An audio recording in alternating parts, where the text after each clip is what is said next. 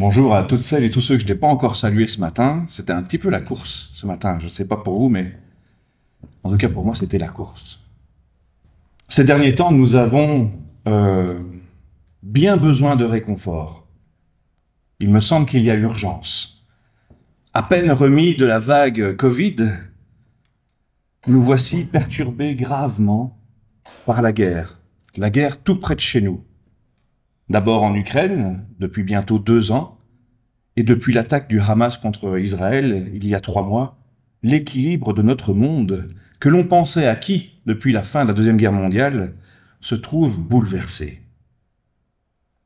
Sans parler de ce qu'on appelle très injustement, ou si injustement, les conflits mineurs, en Arménie, en Syrie, en Libye, dans de nombreux pays d'Afrique, en Birmanie, et vous en connaissez d'autres.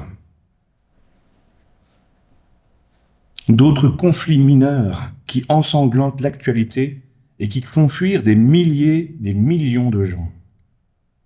Sans parler non plus des typhons, des inondations, des éruptions volcaniques et des tremblements de terre, tout aussi meurtriers, qui nous font nous demander si les scientifiques ne prêchent pas comme Ésaïe, comme le prophète Ésaïe ou comme Jean-Baptiste, dans le désert. La mort s'impose à chacun, par le biais des informations, des médias en particulier, alors que comme chaque année, la période de l'Avent nous invite à nous préparer à la joie de la bonne nouvelle de Noël, à l'arrivée de notre Sauveur. Alors comment vivre et témoigner de notre espérance dans ce contexte si chamboulé, pour rester simple. Alors je vous invite ce matin à ouvrir nos Bibles pour tenter d'y puiser peut-être du réconfort, ou en tout cas une lumière qu'annoncent les prophètes. Alors pour aujourd'hui, 3 textes nous ont été proposés à la lecture et à la méditation, ce que nous allons faire avec joie. Je vous invite à la lecture d'abord dans le livre d'Ésaïe, prophète Ésaïe, chapitre 40, les 11 premiers versets. « Réconfortez mon peuple, oui, réconfortez-le, dit votre Dieu. Et parlez au cœur de Jérusalem, annoncez-lui que son temps de corvée est accompli, que son péché est expié, qu'elle a reçu de l'Éternel 2 fois le prix de ses péchés. On entend une voix crier « Dégagez un chemin dans le désert pour l'Éternel, nivelez dans la steppe une route pour notre Dieu. Toute vallée sera élevée, toute montagne abaissée ainsi que toutes les collines. Les lieux accidentés se changeront en plaine, les rochers escarpés deviendront des vallées. Alors la gloire de l'Éternel sera manifestée, et tous les hommes la verront à la fois. L'Éternel l'a promis. » Une voix interpelle. « Va, proclame un message. » Une autre lui répond. « Que dois-je proclamer ? Que tout homme est pareil à l'herbe, et toute sa beauté comme la fleur des champs. Car l'herbe se dessèche, et la fleur se flétrit quand le souffle de l'Éternel passe dessus. En vérité, les hommes sont pareils à de l'herbe. Oui, l'herbe se dessèche, et la fleur se flétrit, mais la parole de notre Dieu subsistera toujours. Ô Sion, messagère d'une bonne nouvelle, gravis une haute montagne. Crie avec force, Jérusalem, messagère d'une bonne nouvelle. Oui, crie sans crainte. Annonce aux villes de Juda, voici votre Dieu vient. Voici l'Éternel, le Seigneur, il vient avec puissance, et son bras lui assure la souveraineté. Voici ses récompenses sont avec lui, et le fruit de son œuvre va devant lui. Comme un berger, il paîtra son troupeau. Il rassemblera les agneaux dans ses bras. Sur son sein, il les porte et conduit doucement les brebis qui allaitent. Puis une deuxième lecture dans la seconde épître de Pierre au chapitre 3, les versets 8 à 14. Mais il y a un fait que vous ne devez pas oublier, mes chers amis. C'est que pour le Seigneur, un jour est comme 1000 ans, et 1000 ans sont comme un jour. Le Seigneur n'est pas en retard dans l'accomplissement de sa promesse, comme certains se l'imaginent. Il fait simplement preuve de patience à votre égard, car il ne veut pas qu'un seul périsse, Il voudrait au contraire que tous parviennent à se convertir. Mais le jour du Seigneur viendra comme un voleur. En ce jour-là, le ciel disparaîtra dans un fracas terrifiant. Les astres embrasés se désagrégeront et la terre se trouvera jugée avec toutes les œuvres qui ont été accomplies sur elle. Puisque tout l'univers doit ainsi se désagréger, quelle vie sainte vous devez mener, et avec quelle piété, en attendant que vienne le jour de Dieu et en attendant sa venue. Ce jour-là, le ciel en feu se désagrégera et les astres embrasés fondront. Mais nous l'attendons, nous attendons, comme Dieu l'a promis, un nouveau ciel et une nouvelle terre où la justice habitera. C'est pourquoi, mes chers amis, dans cette attente, faites tous vos efforts pour que Dieu vous trouve pur et irréprochable à ses yeux, dans la paix qu'il donne. Et puis une dernière lecture dans l'évangile de Marc, les 8 premiers versets. Ici commence l'évangile de Jésus-Christ, le Fils de Dieu, selon qu'il est écrit dans le livre du prophète Ésaïe. « J'enverrai mon messager devant toi. Il te préparera le chemin. » On entend la voix de quelqu'un qui crie dans le désert « Préparez le chemin pour le Seigneur, faites-lui des sentiers droits. » Jean-Baptiste, parut. Il baptisait dans le désert. Il appelait les gens à se faire baptiser en signe d'un profond changement afin de recevoir le pardon de leurs péchés. Tous les habitants de la Judée et de Jérusalem se rendaient auprès de lui. Ils se faisaient baptiser par lui dans le Jourdain en reconnaissant publiquement leurs péchés. Jean était vêtu d'un vêtement de poil de chameau maintenu autour de sa taille par une ceinture de cuir. Il se nourrissait de sauterelles et de miel sauvage. Et voici le message qu'il proclamait. « Après moi va venir quelqu'un qui est plus puissant que moi. Je ne suis pas digne de me baisser devant lui pour dénouer la lanière de ses sandales. Moi, je vous ai baptisé dans l'eau, mais lui, il vous baptisera dans le Saint-Esprit. »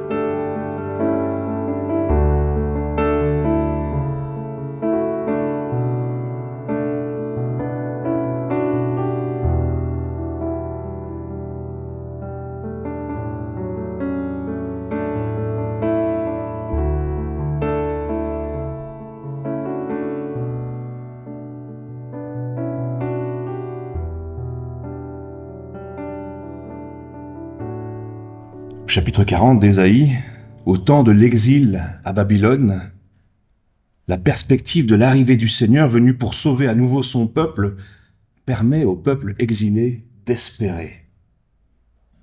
Espérer d'abord un retour sur la terre de leurs ancêtres, bien sûr, mais au-delà encore, espérer l'arrivée de ce jour de Dieu, dont parle la seconde épître de Pierre avec tant de précision, pour nous en renouveler la promesse et inviter chacun à s'y préparer intérieurement.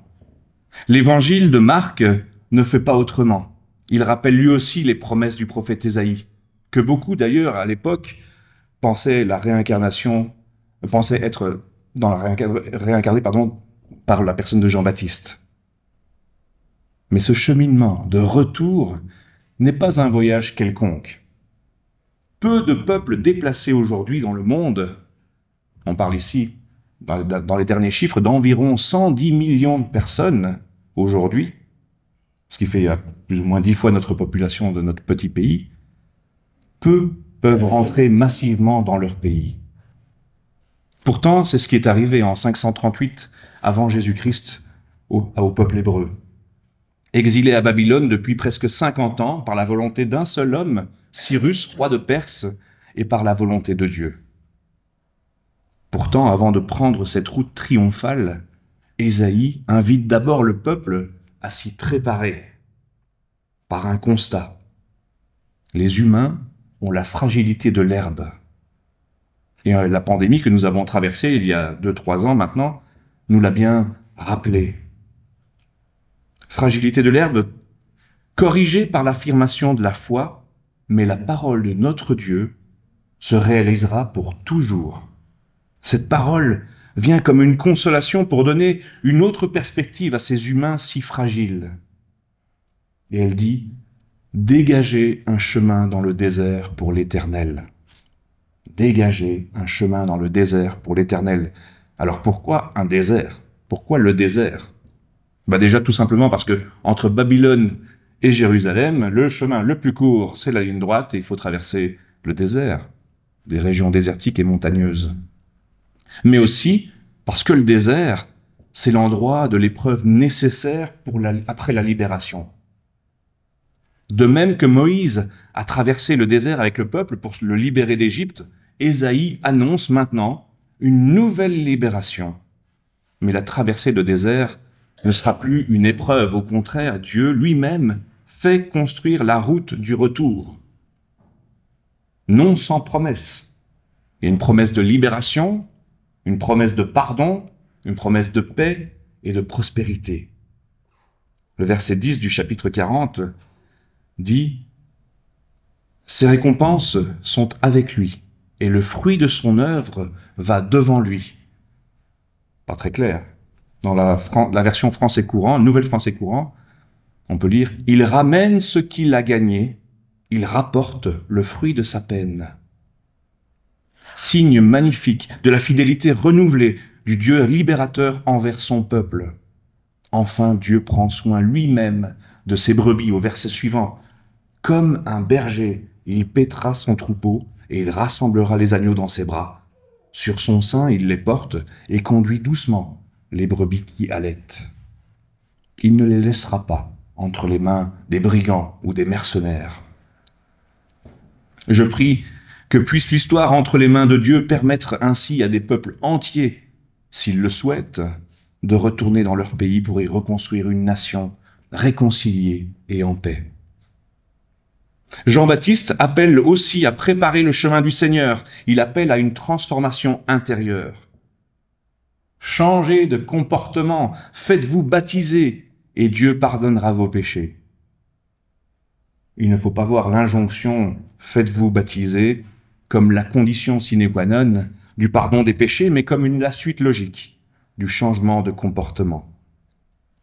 Donc dans le texte de l'évangile de Marc, on y lit une même promesse de pardon que dans le texte d'Ésaïe, liée à un effort, mais cette fois-ci un effort personnel.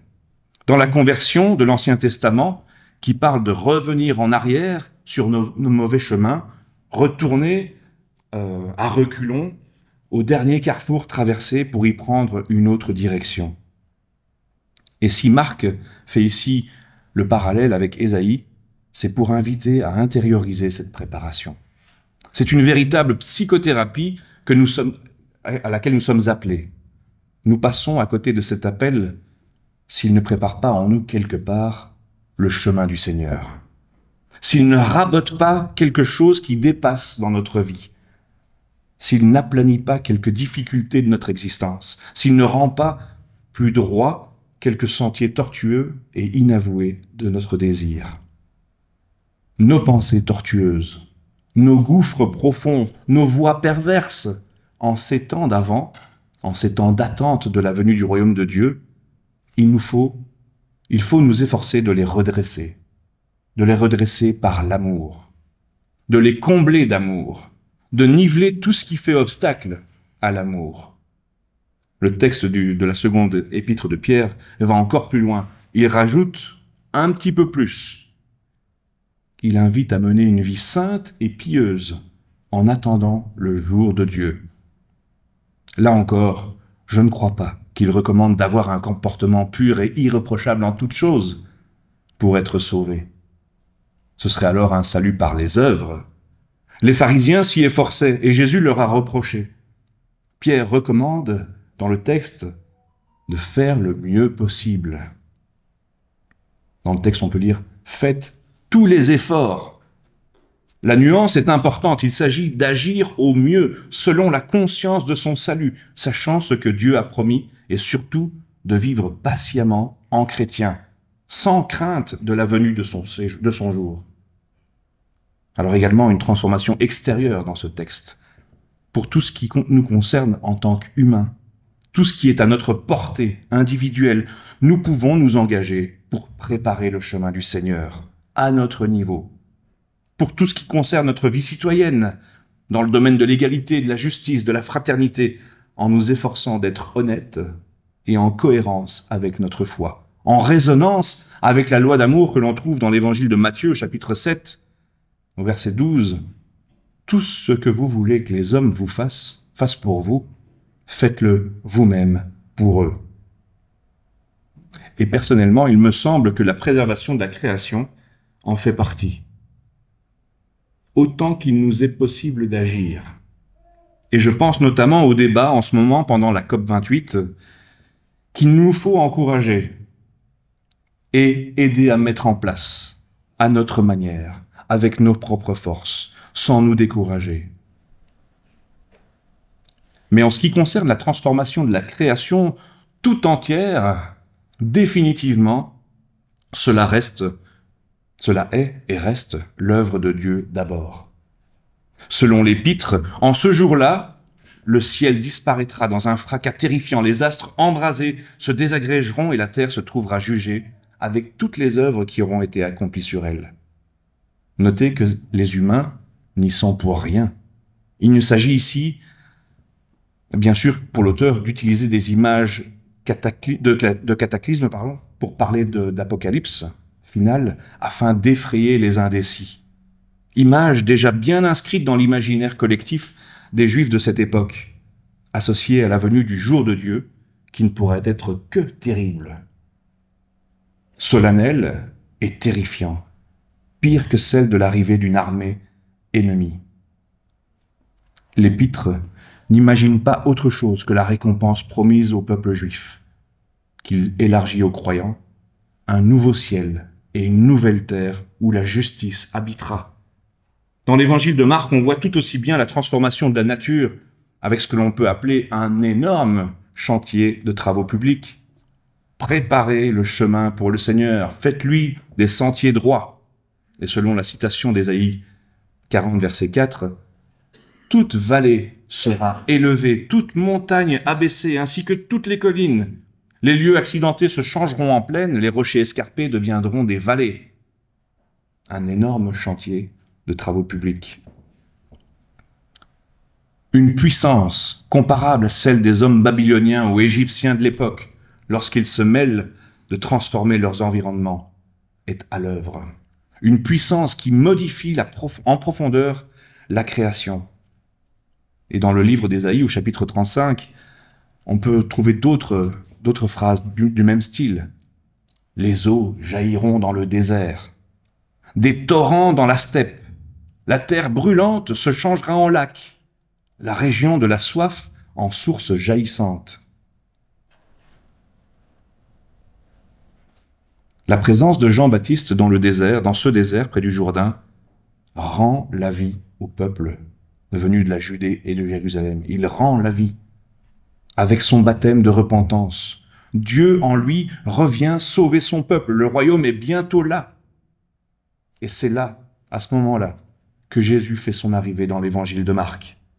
En réponse, en apportant des paroles de soutien pour celui qui se sent comme une terre aride, desséchée, pour celui qui a soif du Dieu vivant et qui attend l'eau vive comme celle promise à la Samaritaine, ou pour celui qui se sent envahi par son côté bestial, animal, assuré que lorsque le royaume sera là, ses démons intérieurs y seront laissés à la porte. Ce temps d'attente est alors le lieu de l'espérance. Lieu de l'espérance qui redonne courage aux plus découragés. Attente du retour pour le peuple hébreu en déportation, attente du Messie annoncé par Jean-Baptiste pour tout le peuple juif du temps de Jésus, ou attente de ce même Messie né pour Noël, pour nous. Aujourd'hui, ces 3 textes sont destinés à renforcer notre foi, à nous redonner courage, renforcer notre foi et nous redonner courage dans cette attente durant laquelle la seconde épître de Pierre nous invite à faire tous nos efforts, en unissant notre joie à celle du monde créé, donc aussi en le respectant dans l'attente de ces nouveaux cieux et de cette nouvelle terre qui nous sont promis. Même si notre vie est un désert aride, une steppe assoiffée, même si ta vie, est un désert aride, une steppe assoiffée, elle est encore porteuse de vie. Elle peut encore recevoir l'eau bienfaisante de la parole qui l'abreuvera.